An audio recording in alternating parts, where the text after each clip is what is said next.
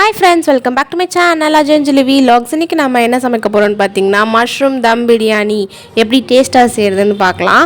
அதுக்கு முன்னாடி நம்ம சேனலை சப்ஸ்கிரைப் பண்ணாதவங்க சப்ஸ்கிரைப் பண்ணிக்கோங்க. வாங்க வீடியோக்குள்ள போகலாம். ஃபர்ஸ்ட் நான் வந்து ஒரு குக்கர்ல வந்து எண்ணெய் விட்டு அதுக்கு அப்புறம் வந்து அது காஞ்சதுக்கு அப்புறம் பட்டை, லவங்கம், பிரிஞ்சி இலை இதெல்லாம் சேர்த்துக்கிட்டேன்.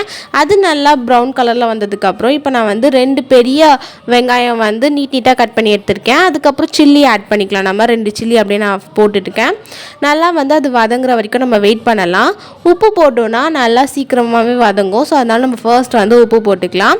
இது நல்லா வந்து வதங்குற வரைக்கும் வெயிட் பண்ணிவிட்டு அதுக்கப்புறம் வந்து 2 தக்காளி கட் பண்ணி எடுத்திருக்கேன். அந்த தக்காளியை நல்லா வந்து இதோட மிக்ஸ் பண்ணிக்கலாம். நெக்ஸ்ட் வந்து லெமன் எலுமிச்சை சாறு கொஞ்சம் எடுத்துக்கிட்டேன். அதையும் நம்ம வந்து ஆஃப் லெமன் ஆட் பண்ணிக்கிட்டேன். இது நல்லா வந்துட்டு வதங்குற வரைக்கும் நம்ம வெயிட் பண்ணலாம்.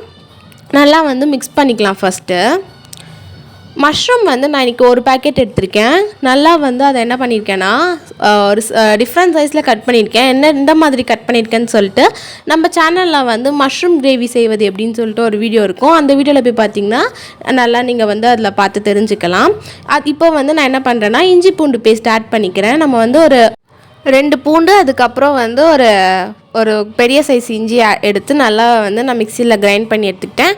அந்த பேஸ்ட்டை தான் இப்போ நம்ம ஆட் பண்ணி நல்லா அடி பிடிக்காத அளவுக்கு நம்ம வந்து நல்லா கிரேவியை வந்து நல்லா இது பண்ணிக்கலாம். இந்த டைமில் வந்து பார்த்திங்கன்னா நான் வந்து ஒரு 3 ஸ்பூன் தயிரை ஆட் பண்ணிக்கிறேன். அதுக்கப்புறம் வந்து பார்த்திங்கன்னா மிளகாத்தூள் ஆட் பண்ணிக்க போகிறேன். நம்ம வீட்டில் செஞ்ச மிளகாத்தூள் தான், கடை மிளகாத்தூள்லாம் கிடையாதுங்க.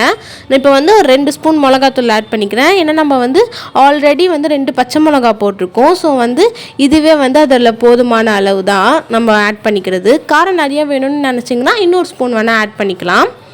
இப்போ வந்து இது வந்து நல்லா கொதிக்குது. ஸோ அந்த டைமில் வந்து நான் வந்து புதினா நல்லா வாஷ் பண்ணி எடுத்துக்கிட்டேன். அந்த புதினாவை நான் ஆட் பண்ணிக்கிறேன். நல்லா வந்து அதோட மிக்ஸ் பண்ணி விட்டுக்கலாம் நம்மளோட தம் பிரியாணி மசாலாவோடு சேர்த்து.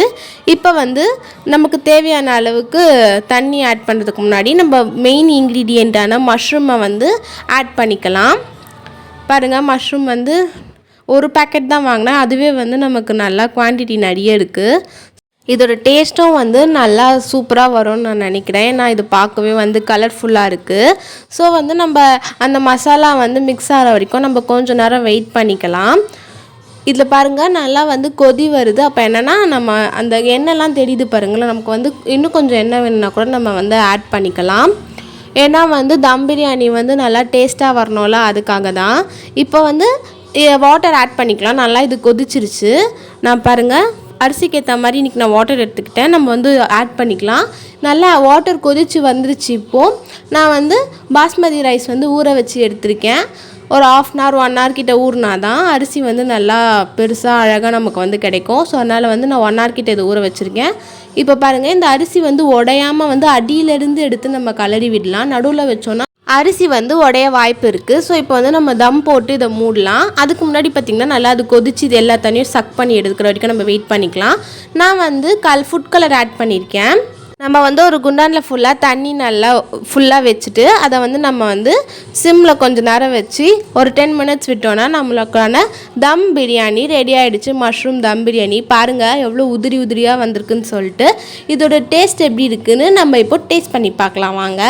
நான் வந்து பிரியாணி கூட என்ன வச்சு சாப்பிட போகிறேன்னு பார்த்திங்கன்னா ரைட்டாக தான் வச்சு சாப்பிட போகிறேன். இதோட டேஸ்ட் வந்து சூப்பராக இருந்துச்சுங்க. இந்த மாதிரி வீடியோக்கு நம்ம சேனல் சப்ஸ்கிரைப் பண்ணிக்கோங்க. தேங்க்யூ.